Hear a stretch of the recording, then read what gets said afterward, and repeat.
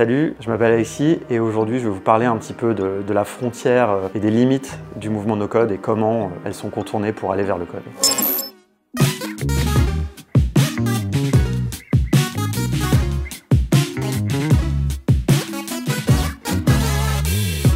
Ça fait 4 ans qu'avec mon associé Erwan, on fait des formations aux outils no-code. On a formé beaucoup de profils non techniques à des outils comme Airtable, Zapier, Make, qui leur permet de faire des automatisations, de gérer des bases de données relationnelles, donc leur donner un petit peu des pouvoirs de développeurs, voilà, sans qu'ils aient de background technique. Et on a observé vraiment qu'il y avait une grosse évolution sur ces outils, et même sur ce mouvement no-code au sens large. Il y avait des limites. Il y a toujours, évidemment, les outils no-code ont des limites, on en est bien conscient. On est toujours clair là-dessus, mais on voit que depuis 4 ans, ces limites sont toujours repoussées et des fois contournées justement par des usages un peu créatifs. Et c'est sur ça que porte ma conférence du coup au Web Today. L'idée, c'est vraiment que les outils les plus connus aujourd'hui du mouvement no-code, comme Bubble, comme Airtable, comme Webflow, ont des limites dont on est assez conscient. Il n'y a que le code qui virtuellement permet de faire tout ce qu'on veut. Mais ce que j'ai observé, c'est qu'il y a une nouvelle génération d'outils, quelque part, plus puissants. Des outils comme WeWeb, comme Xano, voilà, qui permettent de faire des web apps ou de gérer des back-ends sans coder. Les équipes techniques de ces outils, en fait, utilisent vraiment les derniers frameworks, les dernières technos, pour offrir des outils qui sont puissants, plus puissants que quelque part ceux de la génération d'avant, ceux qui sont les outils les plus connus,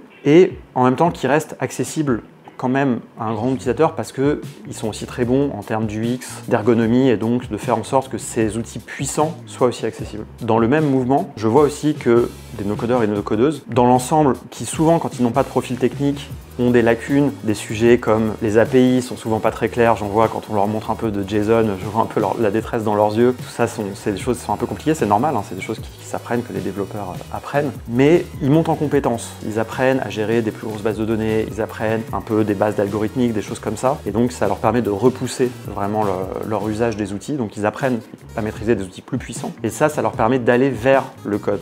Et ça tire le mouvement vers le haut. Ça tire vers la puissance du code quelque part. Et moi je pense que à terme, ce qui va se passer, c'est que le mouvement no code, on va dire, va arriver à peu près sur le même niveau de puissance que le code. Et en fait, quand on en sera là, je pense qu'on arrêtera de parler de no code tout simplement. Il y aura la programmation traditionnelle, textuelle, le code, et la programmation visuelle, finalement, avec des outils comme je disais, WeWeb, que j'aime beaucoup. Et je pense que le petit coup de boost aussi qui nous manque pour, là je dis nous en tant que mouvement no code, c'est l'IA qui peut nous l'apporter. Je vois, elles sont en train d'être intégrées dans les outils no code.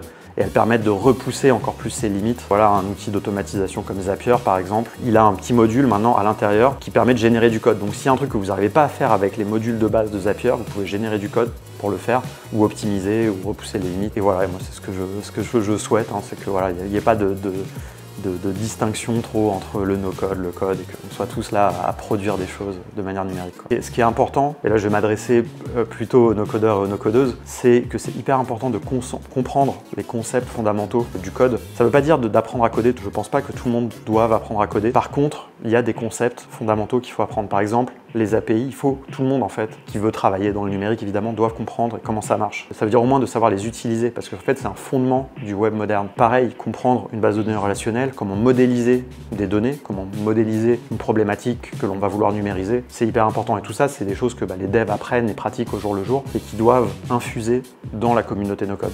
Si vous voulez, vous pouvez nous suivre sur les réseaux, on est présent un petit peu partout, plus particulièrement sur LinkedIn, mais surtout moi ce que j'aimerais inviter les gens qui nous regardent à faire, c'est de suivre notre formation gratuite. On a une formation gratuite qui présente, je pense, vraiment bien notre vision, qui permet de découvrir le no-code, les outils no-code. Et je pense que c'est intéressant pour les développeurs, pour les apprentis no-codeurs ou no-codeuses, tout le monde, honnêtement, on a fait ça pour partager un petit peu, que ça ne reste pas un mystère et pour enlever un petit peu les préjugés qu'il peut y avoir sur le no-code.